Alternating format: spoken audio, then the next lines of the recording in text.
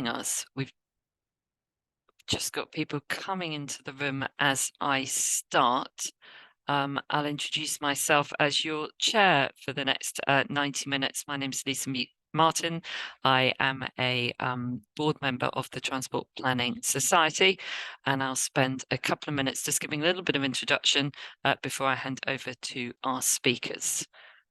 I'm just going a little bit slowly as we've got people coming into the room as I speak. So welcome, as I say, absolutely delighted to welcome you to a webinar on this really important topic.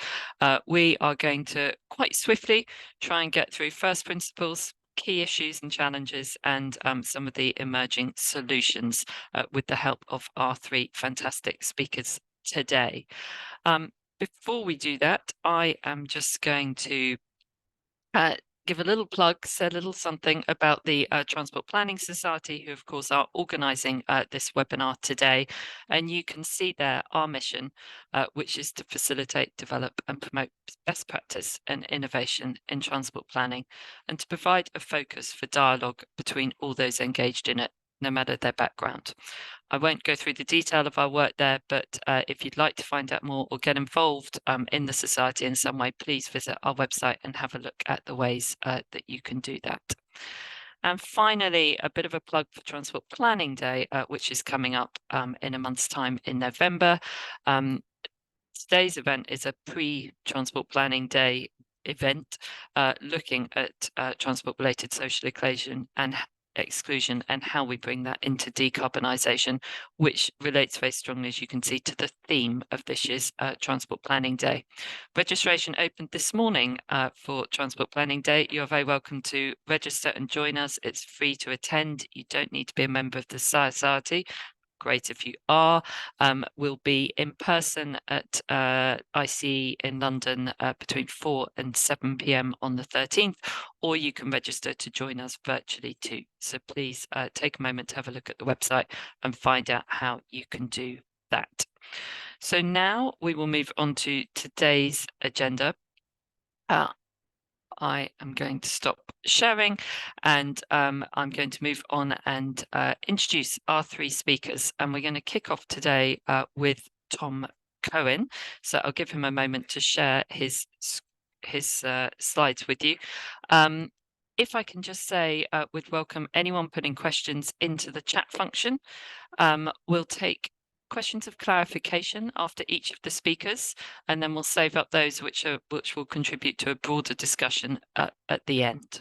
So Tom, we can see your slides and I'll just introduce you to those with us. So Tom is a reader in transport policy at University of Westminster, where he is also a member of the Active Travel Academy. He teaches transport policy and behaviour change and has in recent years carried out research on walkability, involvement of stakeholders in planning changes to streets and attitudes to such changes. He has a long-standing interest in transport justice and led a project on the topic in his previous role at UCL. Tom, over to you. Thanks very much, Lisa. And I'll just check that my slides are visible. They are to me, yes. Thank you. Which is good enough, and I'm audible too. So, well, you've demonstrated that, right? Hello, everyone. Thanks very much for having me. It's nice to be with you. I was asked to do the scene setting presentation, if you will. So I'm sorry if this comes across as a little bit basic to some of you. Hopefully not, and hopefully even if it is, there is something of interest nevertheless. So Lisa's introduced me. I don't need to say any more about my background, but I'll happily say a bit about the Active Travel Academy to anyone who wants to know more. But we'll start with some data, and I have a few graphs to show you. I apologize. This is work we did a few years ago with data from the National Transport Survey, sorry, National Travel Survey, correctly, run by the DFT. And it shows something which perhaps won't surprise you. The population is divided into 20 income groups, so the least well-off are on the far left and the most well-off are on the far right. And what you can see is a general trend upwards. So the better off people are, the more they spend per unit distance on their travel. No big surprise. There's a bit of a blip on the left-hand side, and I wonder whether that's because the poorest people have fewer choices and might be reliant on buses which somewhat on the pricey side. That might help to explain that kink on the left. Again, I don't think anything in this graph that you wouldn't have predicted. If you then adjust those numbers to reflect people's disposable income, i.e. you divide that number by their disposable income, you get a very stark pattern. So over on the left, you've got people spending about twice as much per mile as the next group along in order to make their journeys. And then you've got a general trend downwards. So the richest people are experiencing much less of an impact on their income when they travel. Again, no huge surprise. The other bit is speed, and that's something that we may not have thought about. But again, it follows from people's choices. The richer people are, on the whole, traveling more quickly, and the pattern is very clear here. So poorer people are spending 4.5 minutes to get a mile, as compared with the richest people who are spending somewhat less than 2.5 minutes. You might say, so what? Well, here's what. This is work which is now quite elderly, but it's still valid, done by the Social Exclusion Unit in their Making Connections report, which you may remember. Well, if you're as old as I am, you might remember it. And what it shows is that if you can get to a supermarket, you can save quite a lot of money on basic staples. So here you'll see that peas, white rice, and tea are costing approximately half as much if you get to a supermarket. So the pattern is clear. If you have money, then you can travel more quickly and it has less impact on you.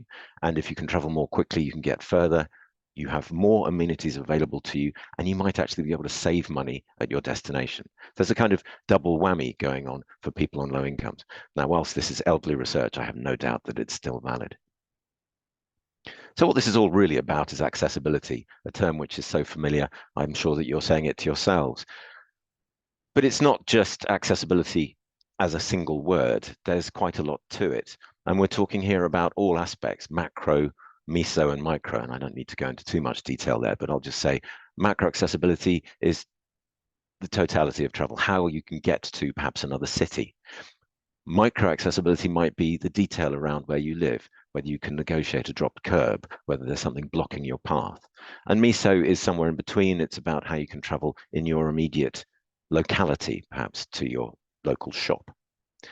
And there's a weakest link principle playing here, which is that if a complex journey has one part of it which is not negotiable by you, then that journey is not feasible.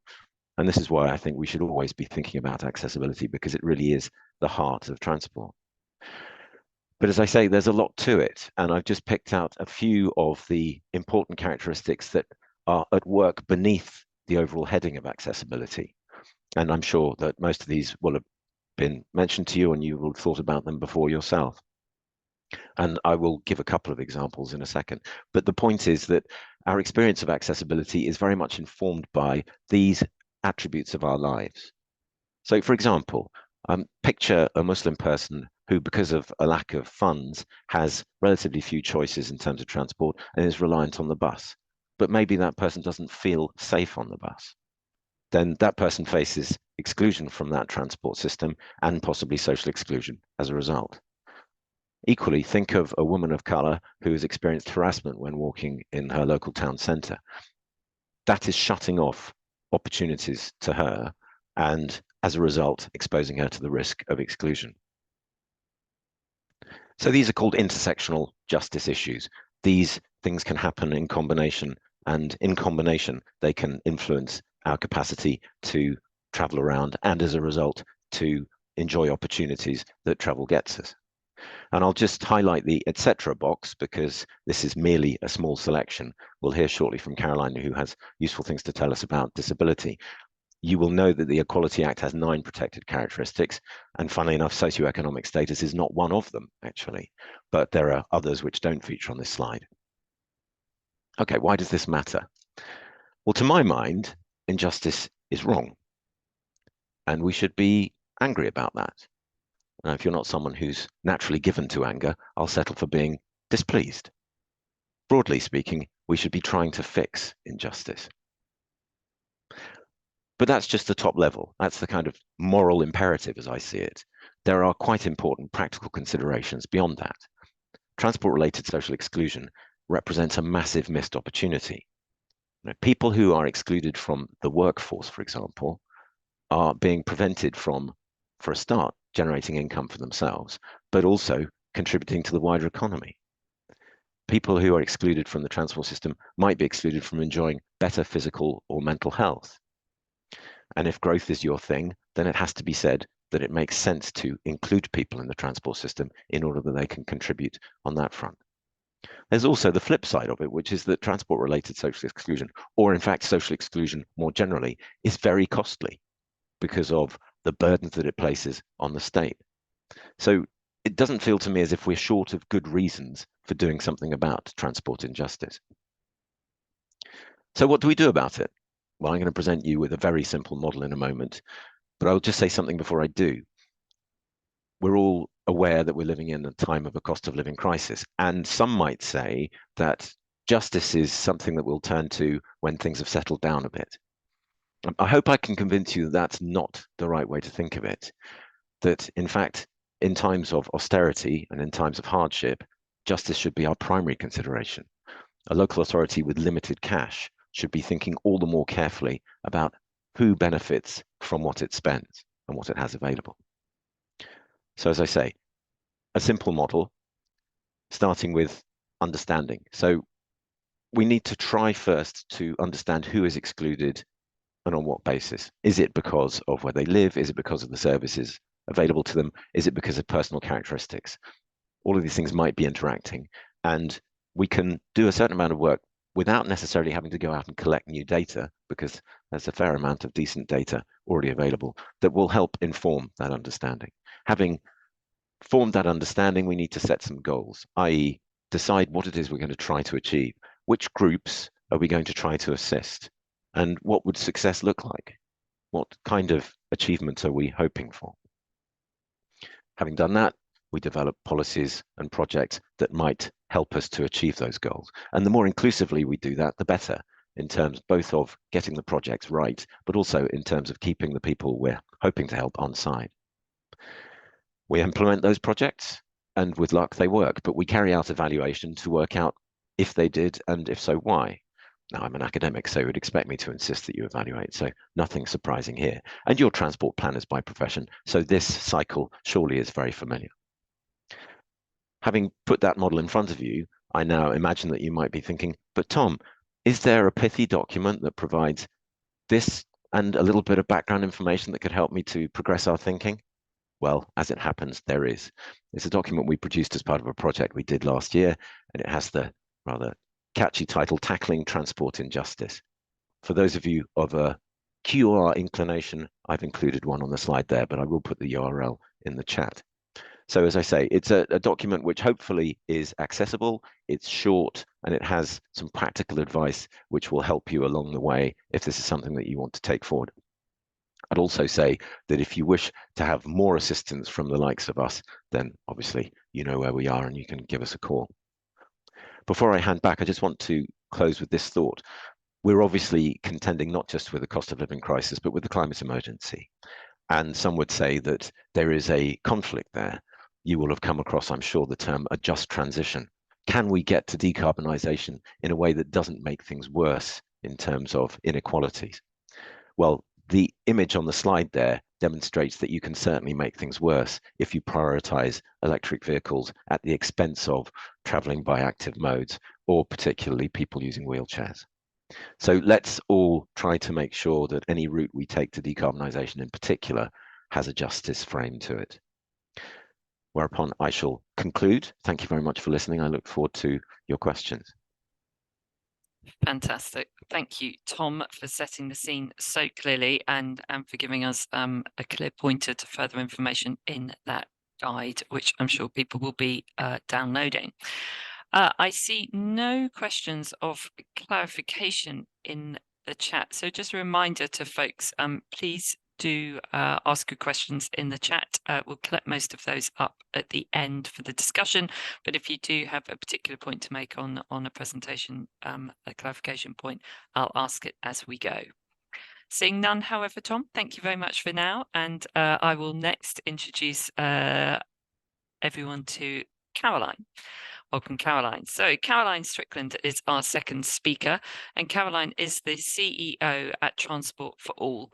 She works to ensure the organisation is making an impact and delivering on its goals, challenging and removing the barriers to travel that are faced by disabled people across the UK. Caroline brings her lived experience as a disabled person and an academic interest in health, impairment, and disability to her role. Alongside driving forward the organisation's advice, community and policy work, Caroline has led on the development of Transport for All's training and consultancy service, providing disabled-led advice and expertise to the transport sector and delivering a transformation of how disabled people are engaged with by decision makers. So with that introduction, over to you, Caroline, and I confirm I can see your slides. Thanks, Lisa, and hopefully you can just see the slide and not my random scribbles next to it. Just the slide. Try and use to stay on track. Thank you so much. Well, good afternoon, everyone. As Lisa said, I'm Caroline. I'm the CEO at Transport for All. I'm a white woman with long brown hair and pink glasses today. I think it changes quite a lot. So yeah, really delighted to be with you to take the next sort of 10 minutes or so of your time to talk to you about transport justice and transport related social exclusion in the context of transport for disabled people across the country. So quick 101 on who we are at Transport for All. We're the only disabled-led organisation focusing on access to transport across all the modes, including public transport, private transport and street space. And we are a pan-impairment organisation, so we're for every disabled person across all the impairment groups, so wheelchair users, blind and visually impaired people, through to autistic people and people living with cognitive impairments. That's just to name a few. It's really anyone who experiences barriers to transport. We're here for our whole community to make change, and we try to make change in individual disabled people's day-to-day lives through offering a casework service, but we also look to make more structural long-term change, so we influence policy. We try to influence practice across the industry and also seek to influence public opinion and public attitudes across society as a whole. So why do we exist? We exist because of something called the transport accessibility gap. And this is the fact that disabled people across our community currently make 38% fewer journeys every year than non-disabled people. And this gap has not closed. This data is the same now as it was back in 2003 when I was doing my GCSEs. Don't know where you were then, but it's a long time ago. So this really does need to change, and it's why we exist. So just to give you a little bit, a quick kind of summary of who disabled people are in our country. So about 1 in 5 of us, that's about 20% of people across the UK, are disabled, and that proportion is actually increasing. And while many disabled people are older people, not all are. Many of us are working age, many of us are parents, many of us could be younger people or children as well. And what's the impact of this transport accessibility gap? Well, we know that disabled people face significantly higher costs of living than non-disabled people. So according to Scope, their estimate is that our monthly cost is at least £975 higher every month than for a non-disabled person. We're twice as likely to be unemployed as a non-disabled person, and we're 6 percentage points more likely to live in poverty than non-disabled people. And transport is a big player in all of those facts. Tom's already alluded to it, but 26% of disabled people have said that local public transport provision limits opportunities for employment. So it's important to us as individuals. It's also important to us as a community and to the wider economy. Research from Motability has shown that the annual benefit to the economy of closing that gap would be 72.4 billion every year. So how do we close that gap? So we want to be taking an approach, or at Transport for All, we take the approach of using the social model of disability. So I'm going to ask Brogan to launch our poll, and I'll just give you folks 30 seconds or so to have your say. So have you heard of the social model of disability? Yes or no? And while that's running, I'm just going to give you a quick summary of what that is. So the social model is a way of thinking about disability, and it states that we are disabled by structures or systems or barriers within society rather than any barriers inherent to our own bodies or our own minds and the way that they work or the way they function. And it's really important. It's a model that has grown out of our community, out of the disabled community and civil rights movement.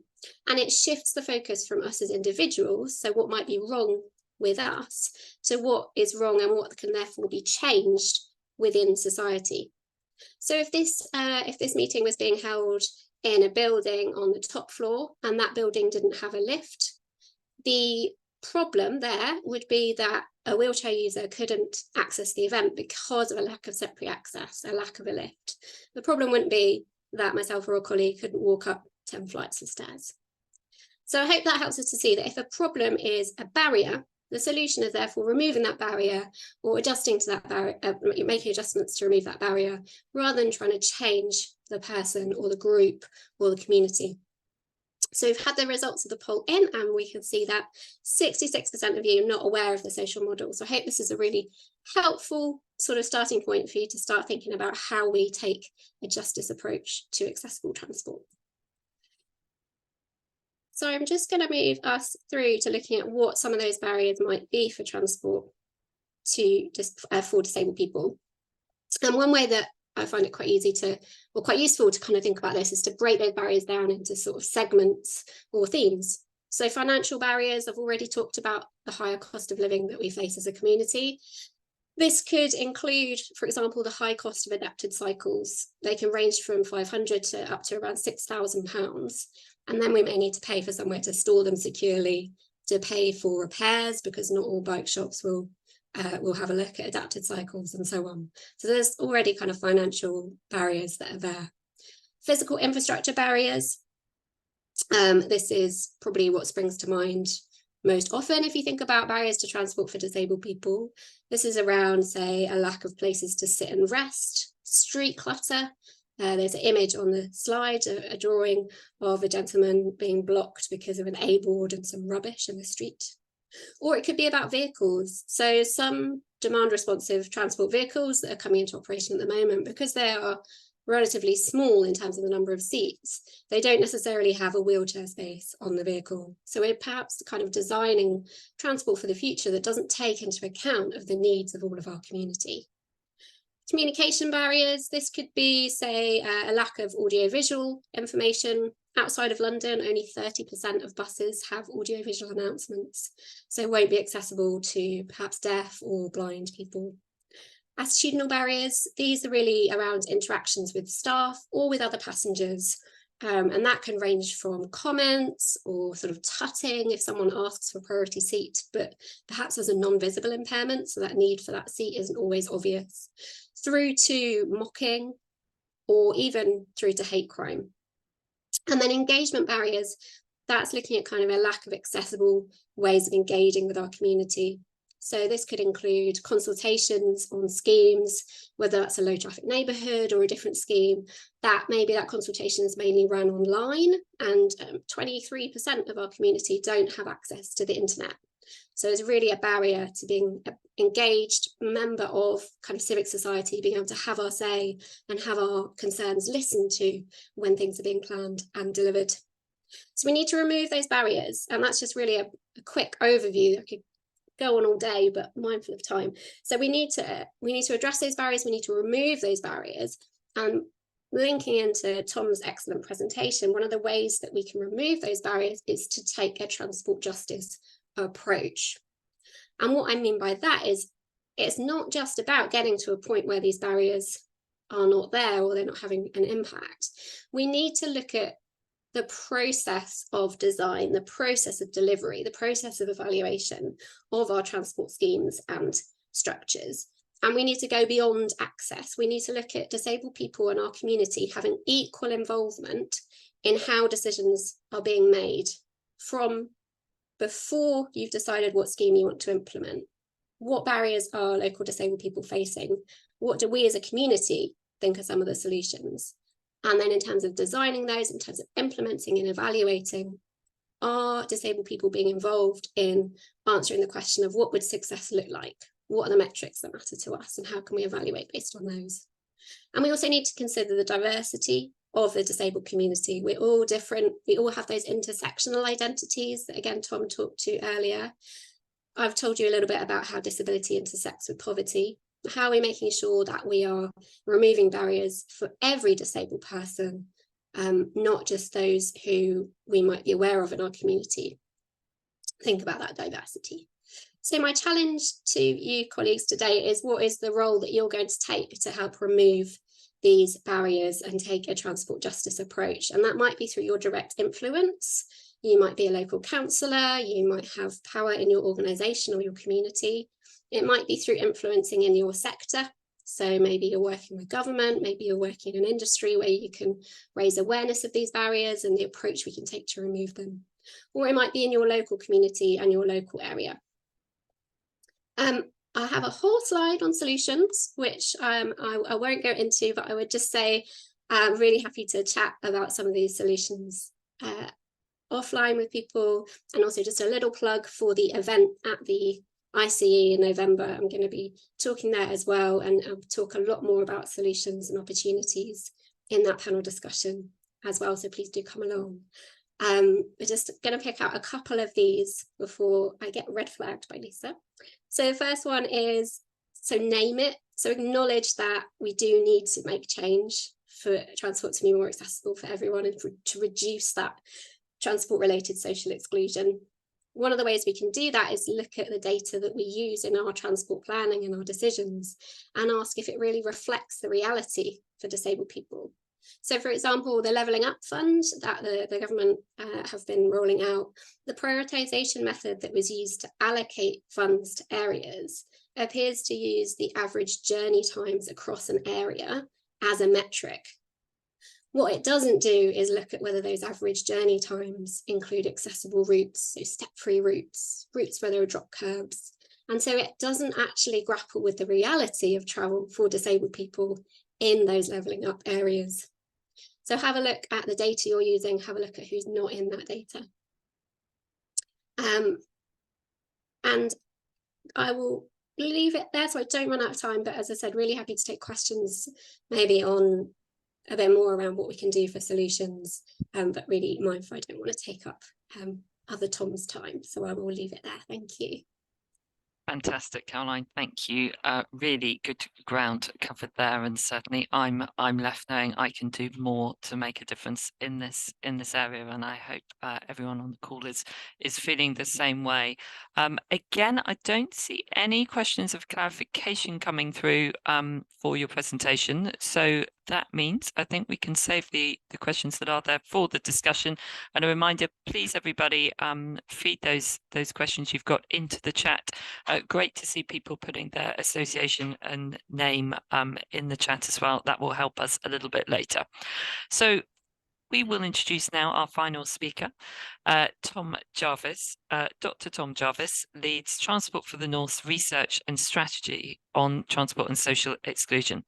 This spans the causes, consequences and solutions to the entrenched transport inequalities in the UK. He's previously worked across a number of fields connected to poverty, inequality and social justice, including community integration, corruption during armed conflict and homelessness. Tom, over to you. Thank you very much, and I hope you can see my shared screen there. And thank you. Like Tom and Caroline, I'm going to be covering how we can reduce TRSE and transport inequalities, including some practical steps that we can take as people involved in transport planning. I'm going to draw here on the outcomes of several research projects that Transport for the North have undertaken over the last few years, and I'll give a few links to those at the end. So a core part of the work that TFN have been doing on transport-related social exclusion has been to use data and modelling approaches to examine the TRSE challenge in the North and across the rest of England. And I'll shortly come to how you can use some of these data sets to inform local transport planning decisions, but I really wanted to start with our estimate of the scale of the TRSE challenge. And apologies to those who might be joining from elsewhere in the UK. Unfortunately, we don't have the data to make these estimates for Wales, Scotland, or for Northern Ireland. But for England, we estimate that 9.8 million people live in local areas with a high risk of social exclusion because of transport issues. And these are areas that have a combination of poor access to key destinations with the transport options available, significant inequalities between different transport modes, and high levels of multiple deprivation. And that combination, as you've heard already, means that transport issues don't just pose a major inconvenience, they're likely to have a pretty fundamental impact on everyday life. And as someone working for a regional transport body, I'm keen to highlight that the North East is by far the most affected region of England, with over 30% of residents living in areas with a high risk of TRSE. But as I hope is clear from that map, this is a challenge that exists everywhere, and our data shows that there's a huge amount in common between the TRSE challenges present in places like Hastings, Peterborough, or Stoke, and those present in Whitehaven, Barnsley, and Accrington. And our evidence shows in very general terms that at the heart of the TRSE challenge in these areas, particularly in more urban areas in this case, is a vicious cycle of poor active travel conditions in car-dominated environments, fragmented, unreliable, and often unaffordable public transport, and the high levels of car dependency and forced car ownership that can result from that. And we know that this leads to limited access to key destinations for those who are more dependent on public transport and active travel, but also that it leads to significant knock-on consequences from having to use the transport system just to get by in everyday life, particularly through financial impacts, stress, poor health, and social isolation. Our evidence shows that this is particularly likely to impact people on low incomes and in insecure work, people with disabilities and long-term health conditions, as you just heard from Caroline, and also those with caring responsibilities. And underlying that, these population groups face a combination of greater constraints on their transport choices, greater consequences from transport issues or from where their journeys go wrong, and also greater needs to travel in ways that aren't necessarily well served by the transport system. For more rural communities, our evidence shows a similar but slightly distinct cycle. In these areas, we're more likely to have seen the loss of key services from local village or town centres, and often a complete lack of viable public transport options for many key journeys required for everyday life. And the extent of car dependency and forced car ownership in rural areas is often even greater than what we see in more urban communities. And this, in general terms, is no less of a problem. It's just that the solutions that we might have to address it are more constrained than they are in urban areas. So what are the solutions? And starting with the very obvious point that addressing these issues requires significant capital and revenue investment delivered in a way that's predictable and sustained in the long term. But it's likely that if you've joined us today that context is not something that you can necessarily change. So what I'm going to focus on for the rest of my time is a few practical things that you might be able to do if you're working on a local scheme or plan. First, and quite neatly aligned with the cycle that Tom introduced at the start, is set a local vision for equality and reducing TRSE, alongside those that you might already have in place for economic and environmental impacts of your transport system. And that, of course, doesn't solve the problem in itself, but it ensures equality and TRSE are considered alongside other key strategic priorities. And linked to that, use that vision as part of how you prioritise and target. And the earlier this can be done in a scheme or planning process, the better. And I've got a couple of things to introduce shortly that might support you in doing that. Third, and very much echoing what Caroline has said, co-design solutions with communities. And that means not only that you're using local evidence to shape plans and strategies from the start, but it's also a great way of ensuring community buy-in, consent, and understanding. Fourth, consult actively with communities who might be affected by TRSE, and do so early enough in the process so their views can be fully reflected. And if you're taking a co-design approach, then you're already fairly well set on the way to doing that. And I've added there to interpret cautiously, as consultation processes can empower the loudest voices rather than those facing TRSE and other forms of disadvantage. Fifth, again, I'm echoing Tom's point here, is to monitor and evaluate impacts on TRSE and share those as widely as you can. Sharing the evidence being particularly important because it lets others learn from your examples, and it also clearly demonstrates that TRSE isn't inevitable, even in the context where budgets are limited and resources are constrained. And finally, linked to that point of sharing evidence, cooperate and advocate on the broader challenges that you face, including with academics, charities, and regional bodies.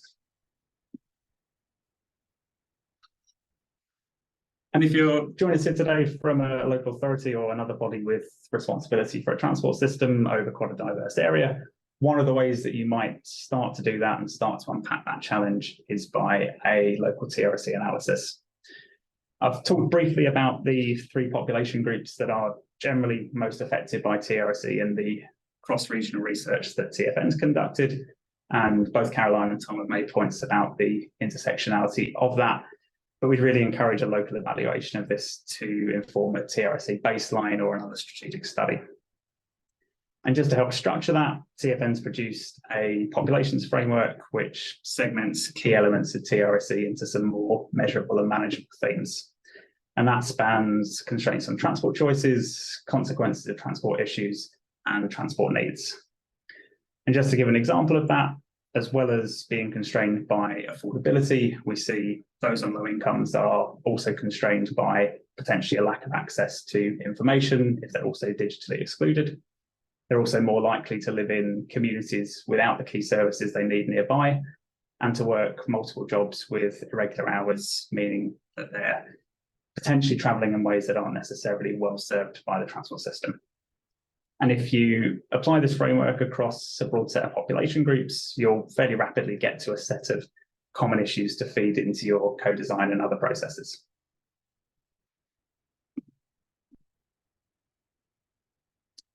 And alongside that framework, TFN have also developed a TRC data tool.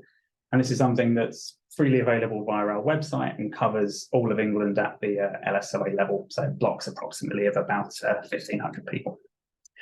And our aim in developing this was to provide a robust and systematic way of estimating the risk of TRC at the local level on a geographical or area basis, and also to provide transport planners with a way of approaching TRC without necessarily having to commit large amounts of resources. Certainly not a replacement for local research or for co-design, but should be treated as another source of information and evidence to help targeting and prioritisation. And the tool works by examining access to a range of key destinations with the transport options available. It also examines local transport inequalities and the vulnerability of the population to social exclusion. And what you're seeing here in an example from South Tyneside is local areas that have a nationally high risk of TRC in this model, meaning they have a combination of significant access constraints, large transport inequalities, high levels of multiple deprivation, and other forms of vulnerability to social exclusion. And you're also seeing on the right-hand side there how the distribution of the population for South Tyneside, this example, compares to the whole of England across our 5 TRC risk categories, in this case showing a significantly elevated risk of TRC compared to the population of England as a whole. So with that, you get a broad strategic context relative to the rest of England, get a local level breakdown of risk by area, and also some data to inform the solutions to this. And if you have any questions about this following today, particularly if you're from a local authority who might be wanting to use this in an LTP, then please do get in touch. And a final point from me is why now is a key time to be taking these steps and considering TRC alongside other key priorities. First, the first picture on the left-hand side there is that we know the fallout from COVID continues to put pressure on transport systems and budgets and has increased many of the inequalities that were also widely present beforehand. And that, of course, makes the scale of the challenge greater. It also reduces the resources available to address it, making prioritising TRC from the start even more important. Second, as Tom's already described, however we approach it, transport decarbonisation is going to be a period of change, and it's one that comes with opportunities to enable mode shift and expand choice, but also something that comes with risks, particularly in more car-dominated environments and more transport inequality, particularly if it's a predominantly technologically delivered transition. So how we decarbonise will really have long-term consequences for populations and areas affected by TRC. Third, rising inflation has really added to many of these long-running pressures on deprived communities, as well as increasing demands on budgets. But it also meant that conversations about poverty and social exclusion might be a much bigger part of the national conversation than they otherwise would have been.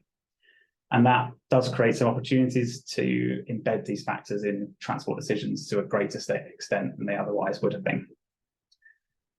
And finally, that picture of a low traffic neighbourhood there is perhaps we're all aware that local transport issues are increasingly part of national debates, and the intensity of some of those debates has noticeably increased.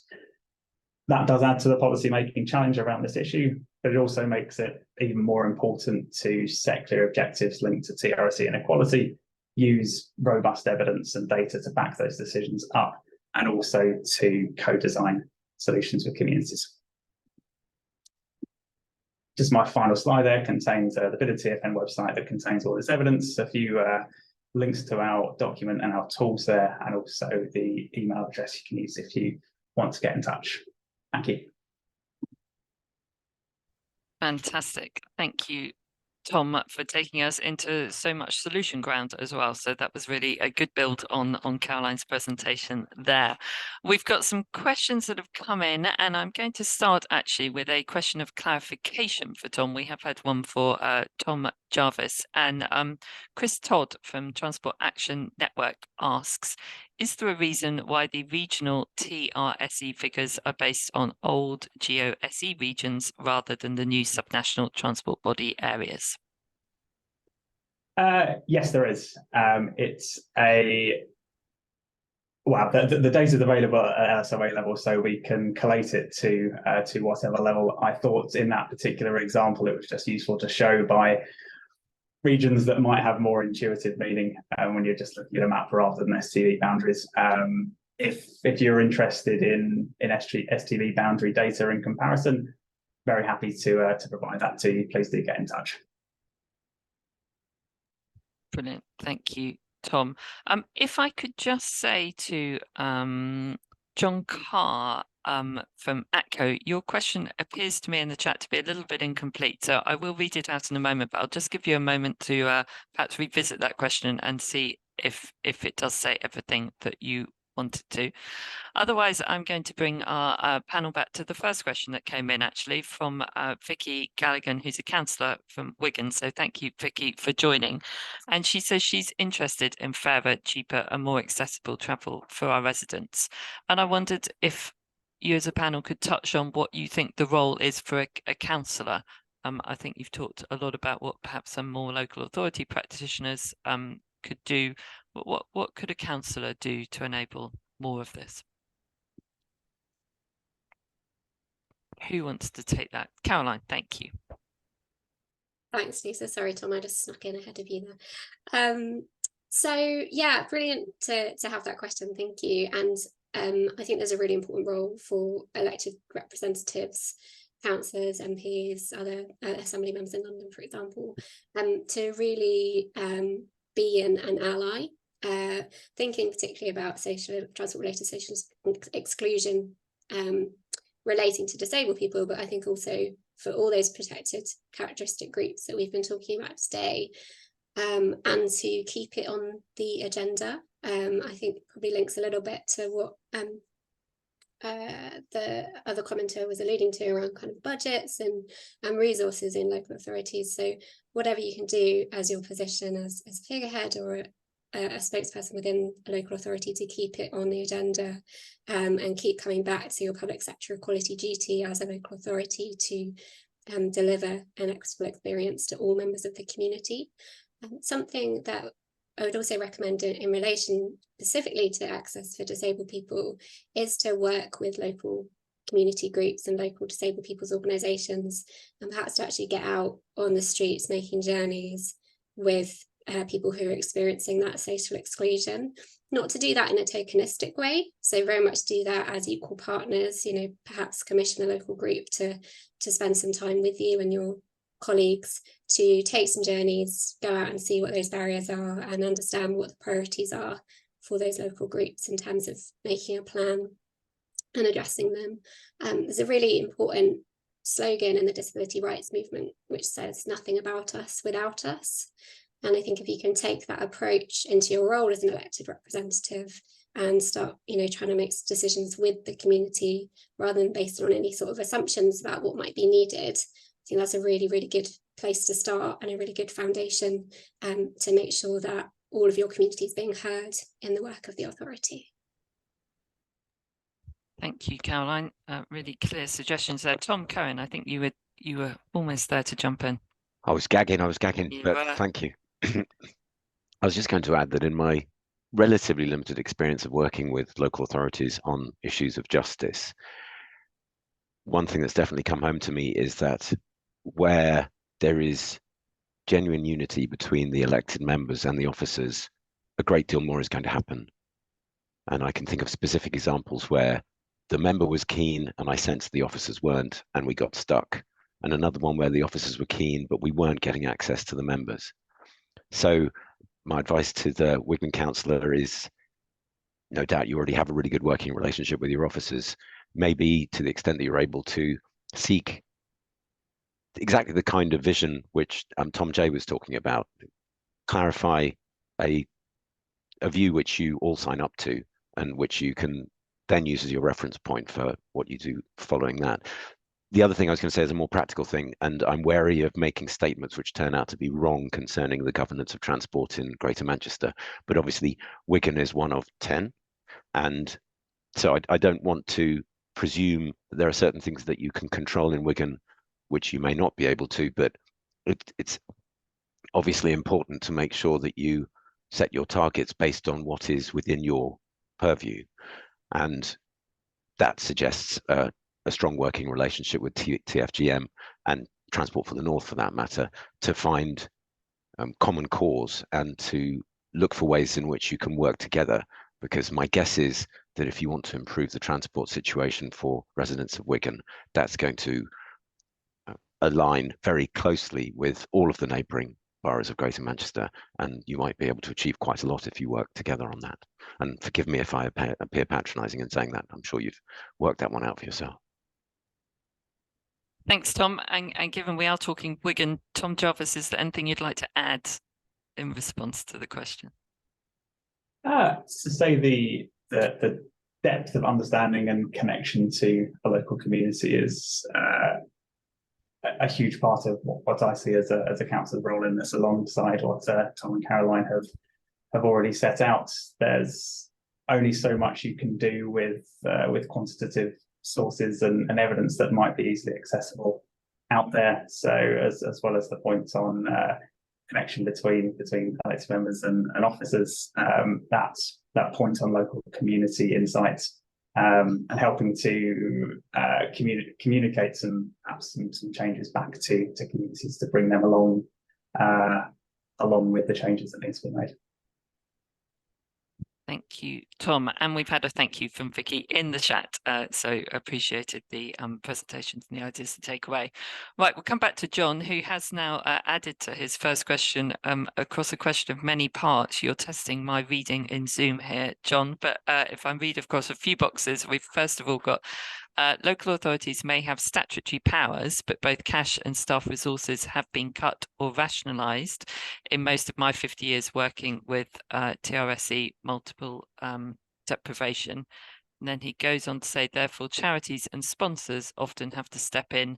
Government needs to ensure that resources accompany powers and to recognise more fully the extent of TRSE. I'll pause there. So less of a question, I think a statement. What's the panel's views on that statement? Sorry, go on, Tom. Tom Cohen, and then we'll come to you, Tom Jarvis. Thank you. Maybe we can come up with a just way of circulating the answers amongst ourselves. Feels appropriate given the topic. I think John Carr is spot on. It's all very well for an academic to start lecturing you about how you ought to be doing things in a certain way. And reality is that cash has been slashed. You're probably working with a much depleted workforce. And all of the other things that you were expected to do, you're still expected to do. So to the extent that you can tackle this, and I'm not suggesting for a second it's easy, I would say the challenge is to build amongst the constituency a belief that this is really one of the most important things, if not the most important thing to be contending with. Because once that happens, then that's the first thing you worry about when you're looking at your budgets for the year. Of course, that's much easier said than done.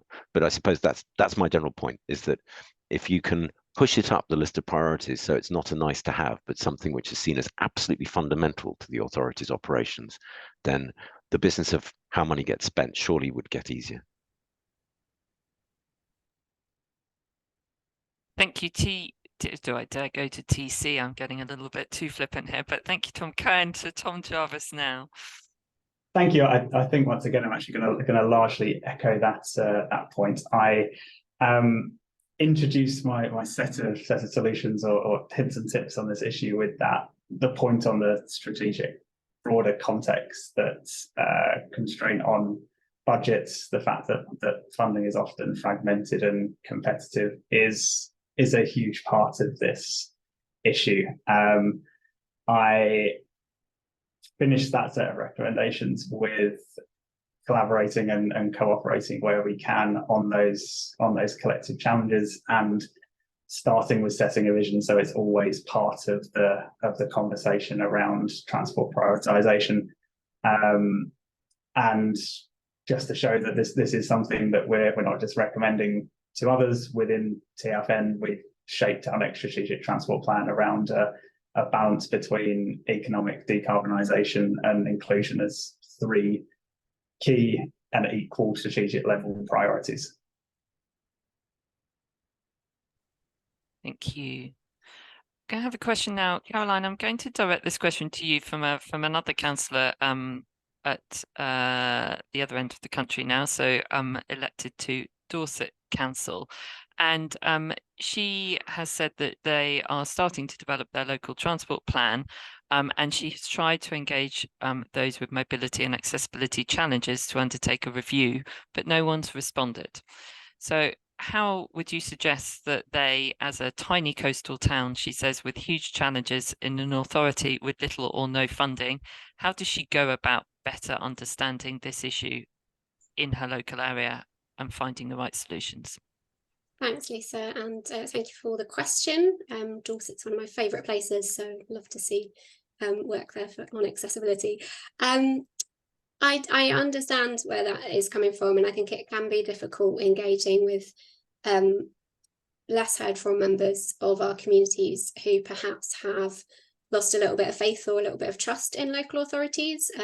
This can be for a lot of different reasons. It could be because, for example, during COVID, there were quick changes made to our street space and our roads that weren't always necessarily known about in advance, or where consultations did happen, maybe they were primarily online or perhaps using kind of quite technical jargony language. I'm not saying it's the case in Dorset, I'm more taking kind of a general view across the country. And so that combined with, I think, what can be seen as asking people to come along and share their views and experiences through kind of goodwill can create quite a difficult kind of toxic cycle where people aren't prepared to engage. Again, speaking from personal experience and not related to any particular part of the country, I could count the number of times when someone's asked me if they could just maybe pick my brains over a cup of tea, and then gone on to ask me quite difficult personal and often traumatic questions about experiences that I've had on transport or using healthcare or whatever it might be. I think we need to recognise if we're asking people to engage with a topic to help us out in our professional roles as planners or designers or counsellors, we really need to meet people where they are. We need to use the methods and the modes of communicating that are accessible for everyone. And we need to really value that time and that experience that people are sharing with us. And that could be by going to people where they are, so going out, working with community organisations, going to community hubs, but it should also include compensation through expenses and through participant incentives to really show that people's lived experience is as valuable as perhaps technical or learned experience for other members of the team. And we've got some, what I hope are quite useful resources at Transport for All of kind of how to do that and how to do that in a way that just builds that trust and builds that credibility with your informants and with the people that you want to hear from. So really happy to chat offline with anyone who has questions about how to do that facilitation and that co-production in a really meaningful way. Having said that, completely understand it is not a nice situation out there for local authorities and for many of us who are trying to make change in the face of lack of resources and cuts to budgets. I would just sort of echo Tom's point about what you prioritise is sometimes what you invest in. And so we really would like to see local authorities and others moving away from prioritising, that sounds awful, move away from prioritising sustainability. That's not what I'm saying. Move away from only prioritising sustainability and health and safety. Those two are absolutely core, they need to stay there. But can we add a third priority of accessibility? Because if you haven't got accessible services, they're not safe, they're not sustainable. So how can we build that accessibility in? And then from there, you can potentially look at having more of that kind of business case to invest in generating solutions for accessibility. Thank you, Caroline, and thank you, Belinda, for the question. I'm loving that you've also got a couple of other responses in the chat from Vicky and from Lara with some suggestions there. So please do have a look at the chat for more thoughts. A question for me, if I can, to the panel. How can we use existing policy and process better, more effectively to reduce TRSE?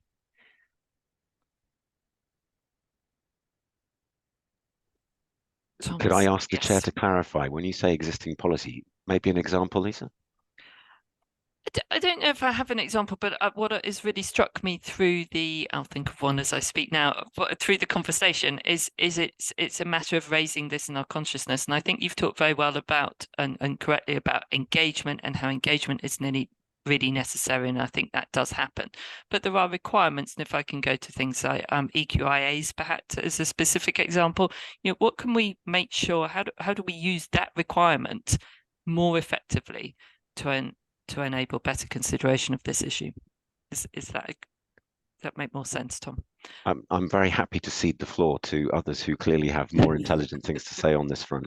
I will bide my tongue. Thank you. Tom Jarvis, you put your hand up.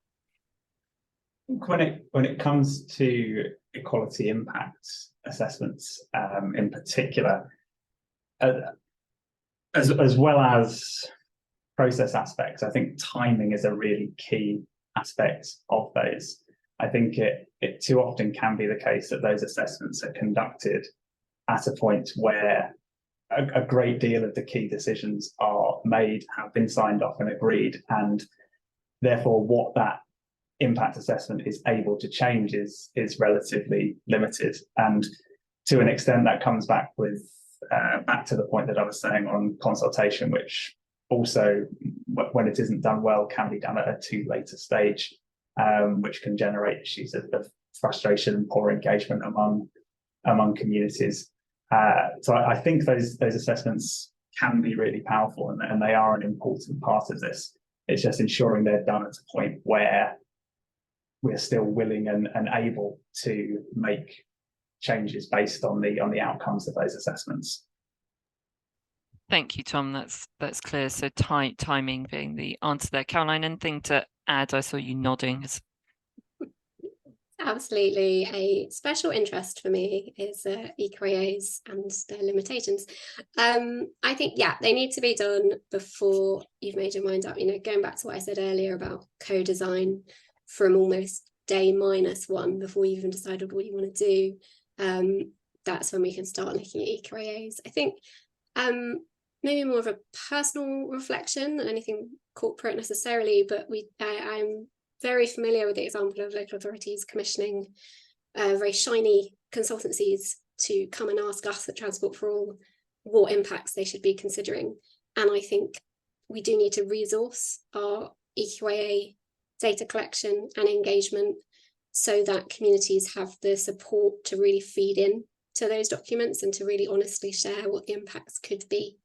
And I think, again, really including the impacted communities, whether it's disabled people, whether it's people on low incomes, people who are in different parts of our community in that process is going to make it better. So yes, I really agree on Tom's point on timing, but I also think there needs to be a review of how we do EQIAs and who we're working with and who is actually taking the lead on that. I'd love to see them being led more by the communities who are going to be impacted. Great, thank you. Tom Cohen. I'm sorry, I can't resist. All three of us must speak in answer to every question, or it would be unfair. That's my view. Not seriously. I was just going to say, in addition to what Tom J and Caroline have already said, I think we need to be aware of Caroline used the word limitations. EQIAs at best will stop things from getting worse, won't necessarily help to make things a lot better, as far as I understand the Equality Act. So maybe one of the key principles is for practitioners to be aware of what the tools can and can't actually do for them. A wider point in answer to your question is that it doesn't seem to me that we need some snazzy new set of transport policies in order to tackle TRSE. I think the tools are already there, better public transport, attending to issues of accessibility, physical accessibility, but accessibility more generally. And I suppose something which doesn't get mentioned as much as I would like it to be, which is the financial side. That for some people, as I pointed out in the start of my talk, transport is horrifically expensive. And there are mechanisms for compensating or correcting that. We use them a bit, we could use them more. Indeed. All right, let's go to a more positive. Tom Jarvis.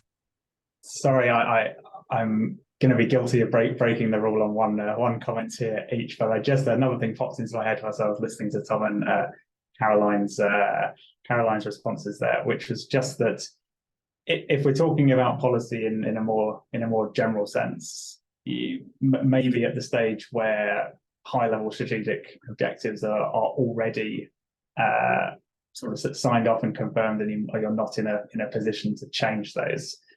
But that doesn't mean you can't analyse and consider TRSE and transport inequalities alongside those. So, say for example, economic transformation might be a key priority for you and something that you've already committed to. You could link back to the point that Caroline has already made about how the economic exclusion of disabled people is holding back a local economy.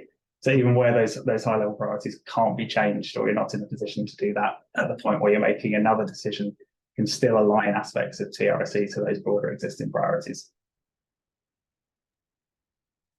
Okay, we're going to move on from this question, but actually we've had a new question come in that keeps us on this ground a little bit before I go to my positive. Let's look for some international examples. So from Alistair Baldwin, we have the question: how do we balance a really good desire to have greater involvement in decision making and greater levels of process with a desire from senior decision makers to deliver quickly? Caroline is nodding. I'm liking the nodding, Caroline. Well, Tom's keen to jump in.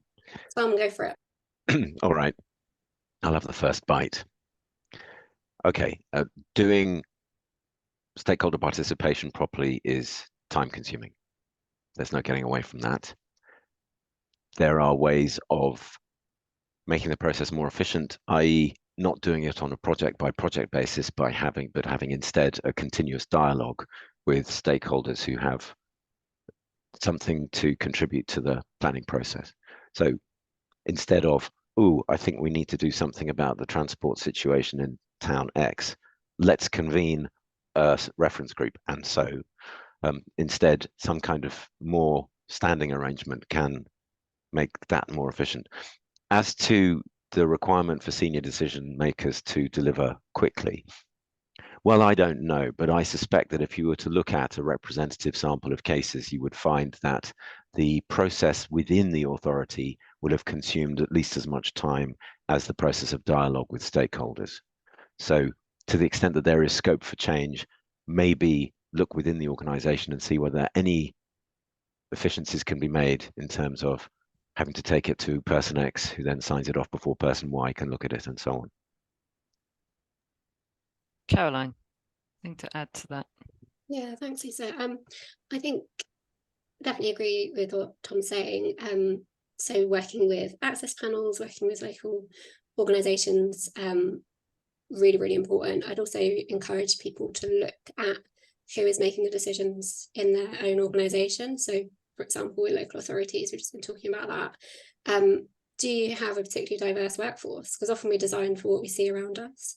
And there is a longer term project, I think, that needs to happen about diversifying the transport sector, local authority sector, and actually having disabled people and people with other lived experiences in positions of authority so that we can influence from within organisations as well. I don't want to always be sat outside trying to shout my way in. I think, how can we bring people in and around the table to really change our culture as an industry?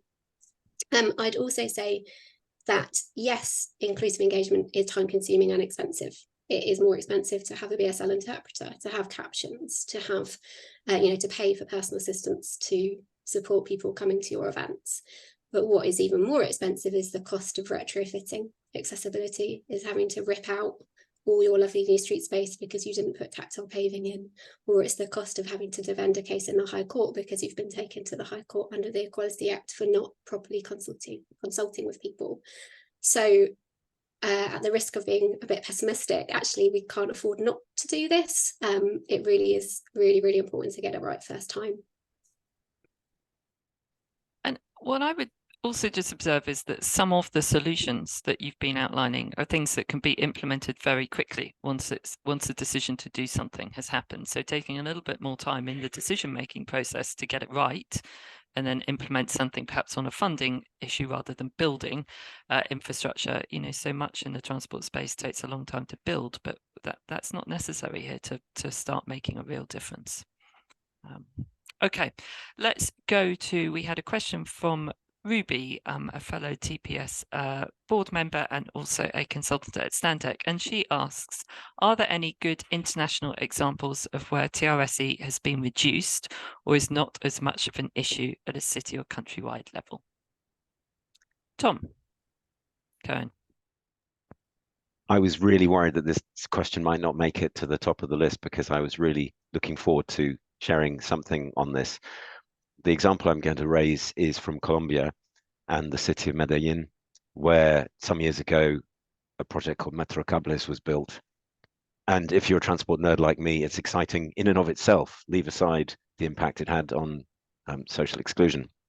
It is a cable car that runs from the informal settlements up the hill, which is where they tend to be in South American cities, down into the central area. And so immediately, people who used to rely on unsafe and unreliable bus services in order to get to work down in the center of Medellin were provided with a safe and practical form of transport that took them directly from where they lived to where the jobs were. To suggest that it's all rosy is probably simplistic. Demand for Metrocables was certainly exceeding supply last time I heard about it. But in terms of a project that has that kind of slam dunk feel of, hold on, yes, this has totally addressed a question of severe inequality and in a clever way, that to me is one of the winners. Thank you. Let's go to each panel member for a winner. Tom Jarvis. Thanks. I think the question was around international examples, and there are plenty of obvious city examples and rural examples from Western and Northern Europe in which there are a combination of high quality public transport and active travel routes integrated with each other that certainly offer a greater degree of immediate accessibility than what we're typically used to in the UK. I did also want to point to the example that Tom mentioned, but he explained it far more eloquently than I was going to, particularly as I couldn't remember the terminology properly. So thank you for that, Tom. But I did want to point to the example of public transport provision, particularly bus provision in London, as a key example that perhaps there are transferable lessons for the rest of the country in that the combination of high frequency, relatively low fares and a reasonably high level of coverage has meant that even though London faces many severe deprivation challenges relative to the rest of the country, that transport is probably a significantly less prominent aspect of that challenge than is the case in many other cities in the UK. So I think that there's good international examples to draw on, but we should also look a little bit closer to home. Yeah, really good point. Thank you. Caroline, where would you point to?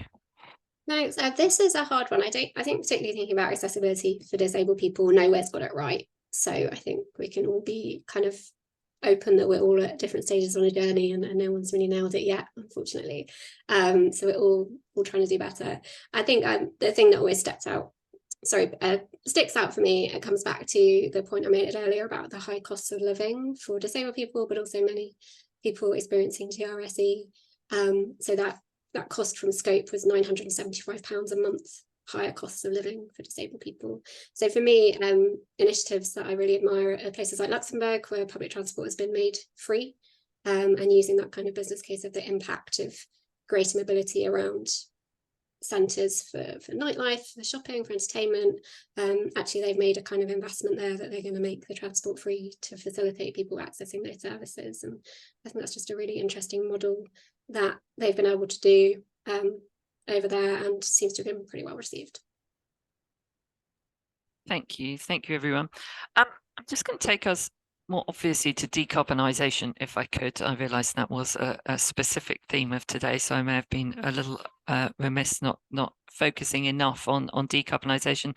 Tom Cohen, the last slide of your presentation left us with pause for thought, looking at EV infrastructure on the pavement and how this might be actually accelerating this being more of a barrier, as we need to find space for that infrastructure. So panel members, can I come to each of you with your thoughts on what more we need to do to make sure these two issues are more in balance, with a specific example perhaps of something people could take away as they plan for decarbonisation.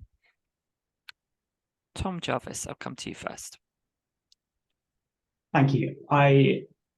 Starting with the big picture for the three regions of the north, we need a combination of an electric vehicle transition and mode shift and demand management in order to stay within an evidence-based carbon budget up to the net zero date of 2050.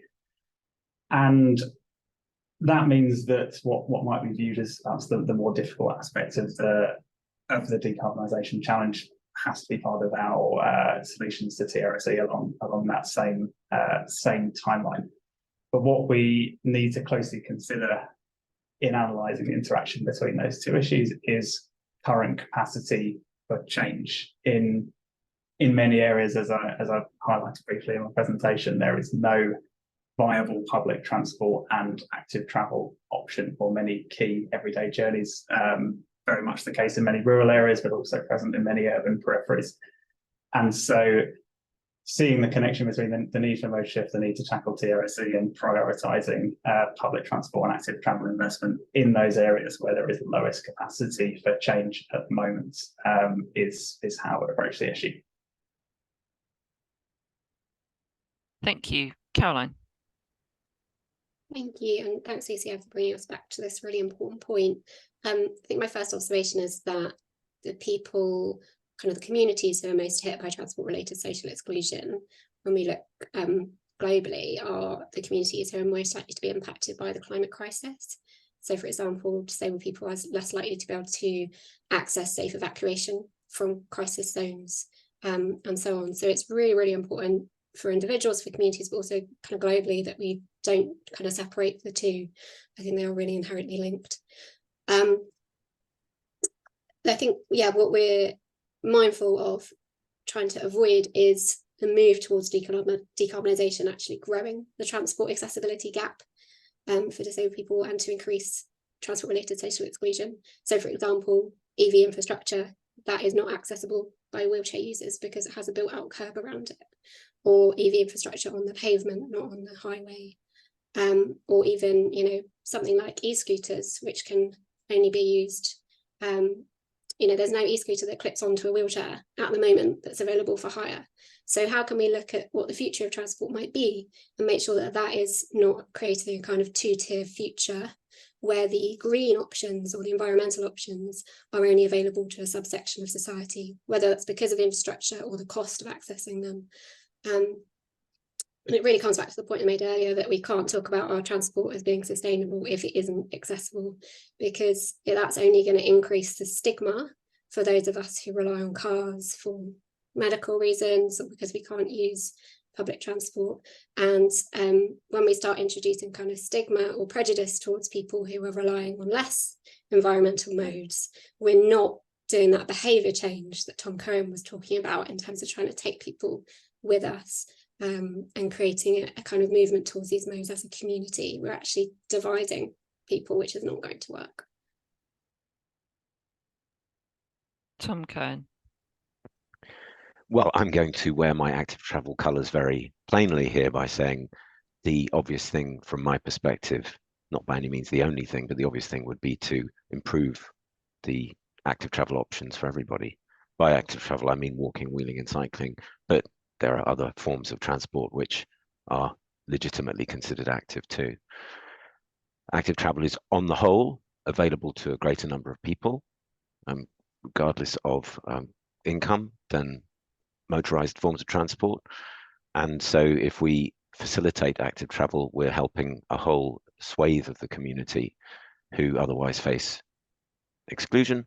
Then there is the fact that whilst I'm ready to concede that electric vehicles have an important part to play in decarbonisation, I would echo Chris Boardman in saying transferring to active travel has a very big part to play as well. We need massive growth in the quantity of walking, wheeling and cycling that happens.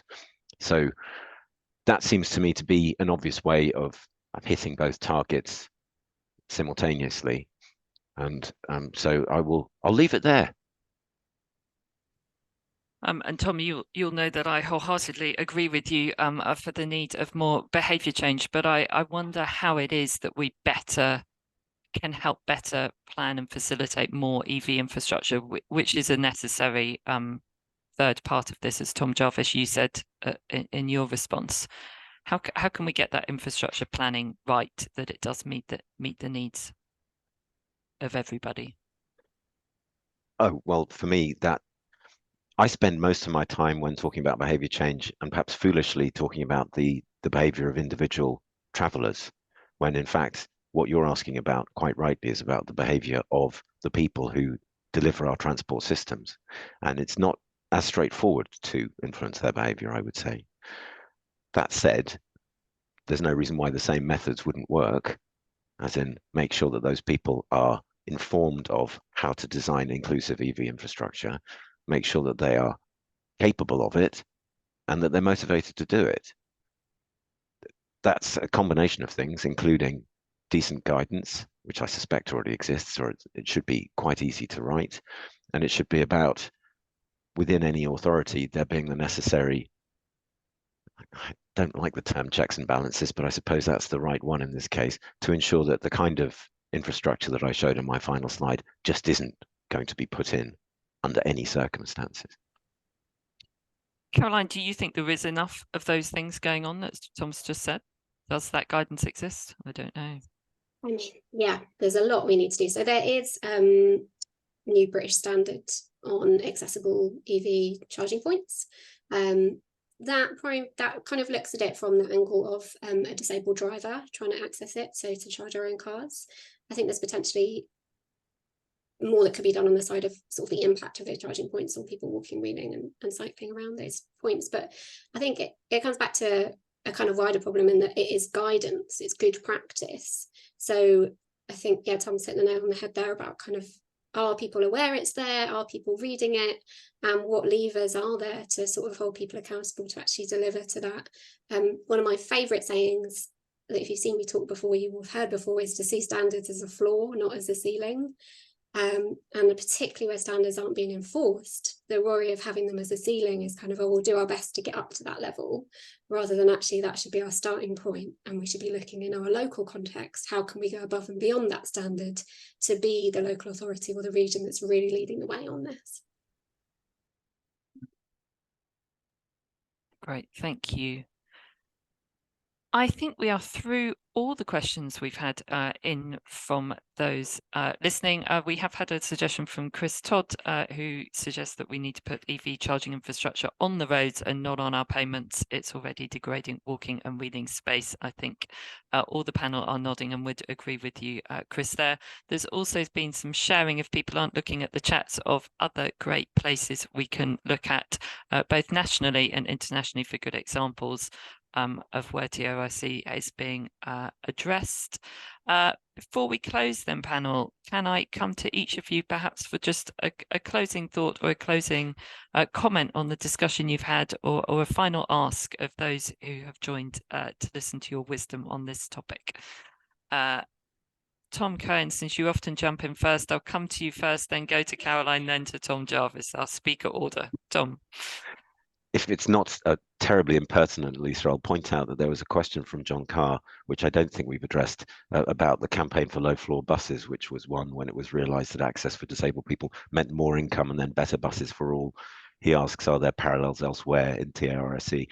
And I'm probably not the best person to answer that question, and others may have a view too, but I'll say that I think I sort of got to that in my slides about how if we can bring people out of social exclusion, then that's better for the economy, and not necessarily our primary motivation for doing it, but it's obviously a very desirable outcome if we do. Maybe we're not as obviously in a position to profit within the transport sector from reducing social exclusion. I wonder whether low-floor buses were a rather special case, but I just thought it was worth raising the question because others may have helpful things to say on that. In terms of closing remarks, no, only that I hope that what I've contributed today has been helpful and not either patronizing or too vague. And I hope that those who came to the event wondering what it was all about or wondering what they should do about it have come away feeling that they understand the issues a bit better and feel more motivated to take action, because there's absolutely no doubt that that is where this starts, where people in positions of authority say, we're actually going to tackle this. We may not be able to sort it, and we might have to start small, but we're going to stop pretending that it's not a crucial issue. Thank you. So true. Each and every one of us can go away and do a little something more than we were doing before. And thank you for picking up John's question that I'd missed. Caroline.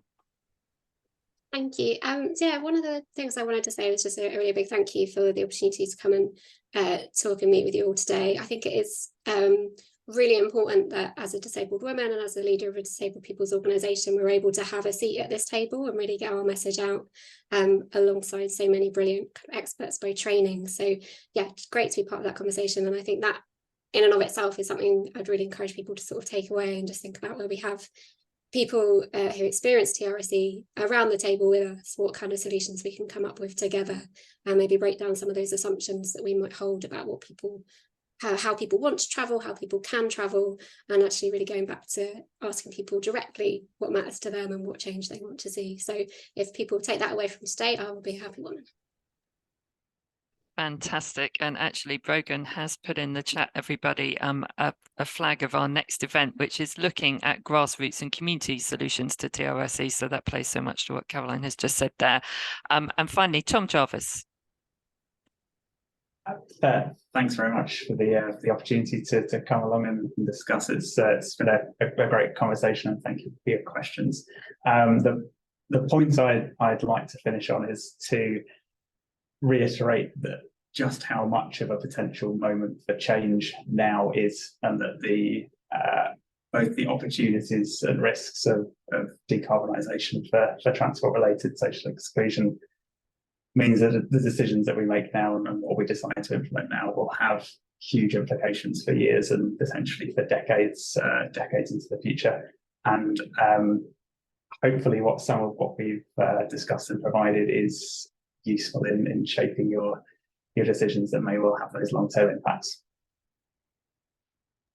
Thank you, Tom. I think it's fair to say everything the three of you have shared has been really valuable and useful. So thank you all for giving your time up to prepare these presentations and join us for the webinar today.